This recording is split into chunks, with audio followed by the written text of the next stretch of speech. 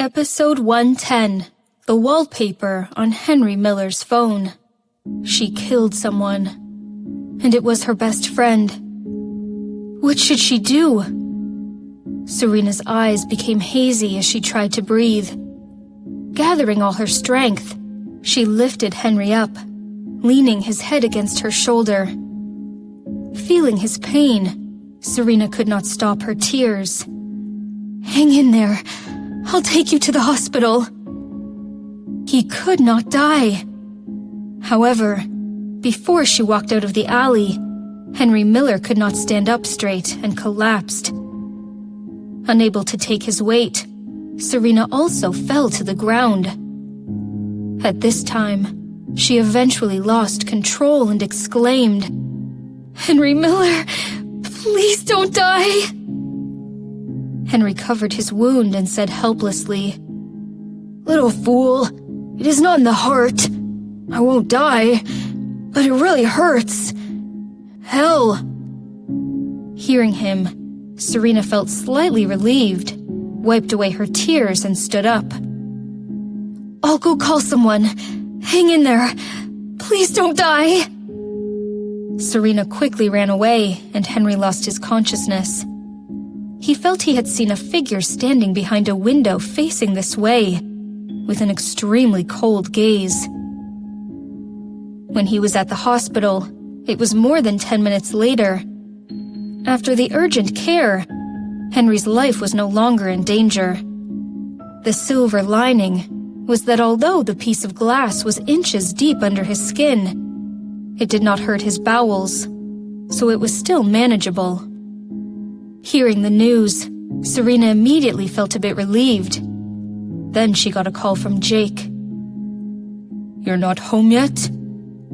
That was the first sentence he said. Serena checked the time and it was past 9 p.m. Nanny Harper had called 3 times, and Serena asked her to go home first. Unexpectedly, Jake got the news. Serena confirmed and felt relaxed hearing Jake's voice. "Go home as soon as you can. Nanny Harper's worried about you." And so was he. Serena pursed her lips and felt a bit sullen. She had a lot to talk to him about, but he was in Russia. "When will you be back?" Hearing her upset tone, Jake smiled slightly and suddenly felt his mood, which had been bad for a couple of days, lighting up. Jake answered calmly, "Tomorrow." "Are you still in Moscow?" "Yes. The professor is gone. I am helping arrange for his funeral." Mr. Petrov's funeral was today, while Serena's press conference was tomorrow. It was at least 12 hours flight from Moscow to Austin, so the timing would be tricky. Thinking of the possibility that he might not make it, Jake felt guilty and added, "Rest well. I will try to make it to the press conference tomorrow." "Okay." Serena was a bit disappointed. "I'll wait for you." "Jayek." Someone was calling Jake's name in Russian. "Go back and wait for me to come back," Jake said. "Okay." "When I'm back, let's redo the wedding. What do you think?" "Redo the wedding?" Serena was dazed. When they got married, the two families simply had dinner together, so it was a bit too simple. However, she had no idea that Jake would bring this up. Overjoyed, Serena pretended to be calm. "Is that necessary?" "Yes. I want everyone to know that you are Jake Robinson's wife." Serena immediately lit up. "All right." With a loving look on his face, Jake said goodbye and hung up. After which he saw 2 unanswered calls and a text message.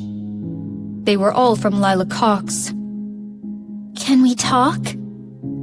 Jake simply ignored it, tossed his phone aside, and continued to work. Henry Miller's injury was not fatal, but it was not to be trifled with either.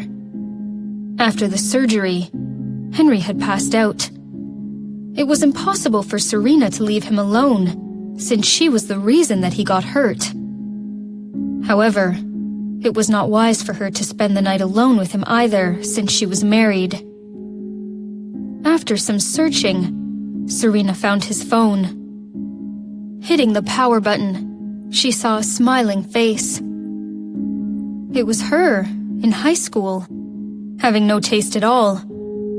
With a head of small curls, she had all sorts of nail polish on. She was chewing gum almost at all times. Only Henry Miller had dared to correct her with normal aesthetics.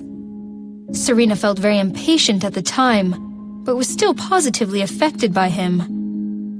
This was a photo of her in senior year. She looked much younger, with a ponytail. However, she was not looking into the camera. The quality of the picture was not that high. 3 years back, the phone camera was not as well made as it was today. However, when did he take this photo? Serena was surprised to see her own picture and looked at Henry, who was lying in the bed. Without his glasses, his features looked chiseled. His face pale. Henry was breathing evenly. He took her photo as his wallpaper.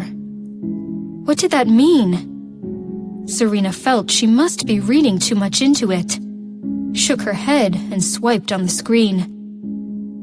However, there was a password, so she had to wait until Henry woke up.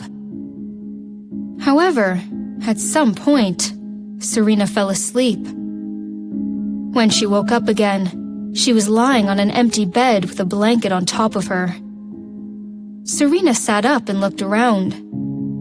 The light was turned off, but it was already morning. Serena searched around for her phone and found it was past 5 a.m.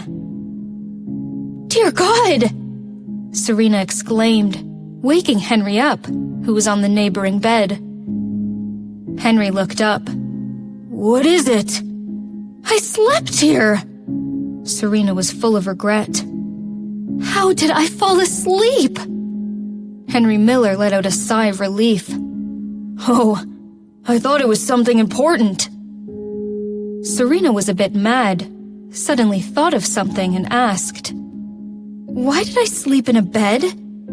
Did you carry me over?" "Yeah." Henry tried to sit up, teasing.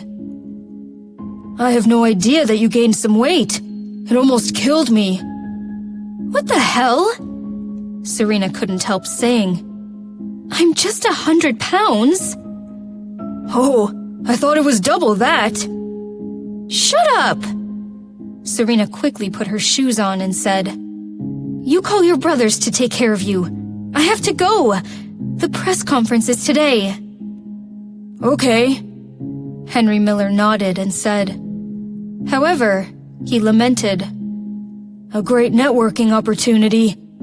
I wanted to show up at your press conference, but now I can't go."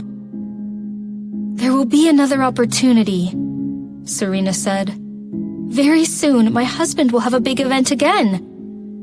"What event?" "A wedding." Feeling sweet, Serena left a cliffhanger. "Secret! I must go for now." Seeing her leave, Henry Miller looked down at his phone. He knew that she saw it.